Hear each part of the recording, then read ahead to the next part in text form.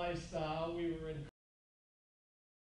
Vesterberg Owls Club, the Jefferson Hotel, and the Bobtown Polish Club. So I guess we ended up being pretty good considering where we started out. And during high school, he went to Carmichael's, I went to Mapletown, so that's the big rivalry. We really didn't talk too much.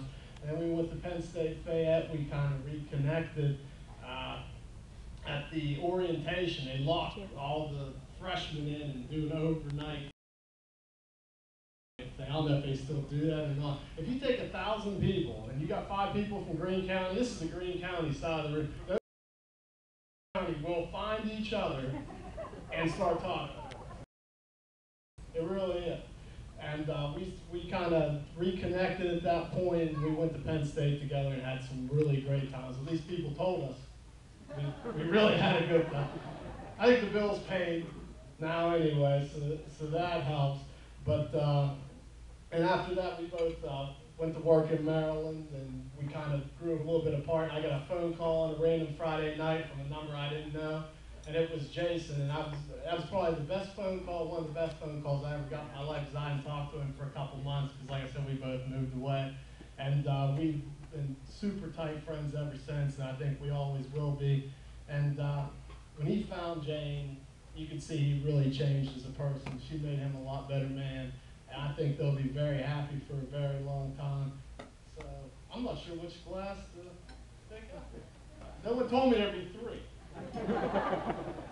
We can raise our glasses and salute to a happy and long marriage for Jason and Jane.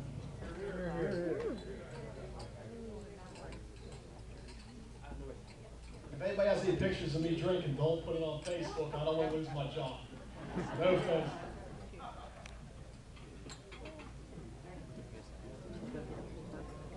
Hi everybody. For those of you who don't know me, Jane and I went to high school together, and we are really blessed in the sense that a lot of people who are friends during high school, they kind of fall apart or lose touch during college, but me and Jane have been blessed with a relationship that we only got closer during college. And in fact, some of the best and craziest times I've had have been with Jane. And she just told me a few weeks ago, I have no idea how you're going to make a mushy maid of honor speech, because that's just not the kind of relationship that we have. So, sure, there's that one time that I ran into an electrical fence and literally made Jane pee herself. And lately we've been keeping ourselves entertained by doing redneck points, which, by the way, you lose because rednecks don't have this nice weddings. But, I mean, beneath the surface, there's just a friendship so true that you knew you could call me at 6 a.m. when you guys got engaged, and you knew that I would answer my phone when I saw it ringing at 6 a.m., and you would know that even though it was such an ungodly hour, I'd start screaming my head off. And there's just bond so true that when my dad passed away, you would drop everything and drive 3 hours to be with me.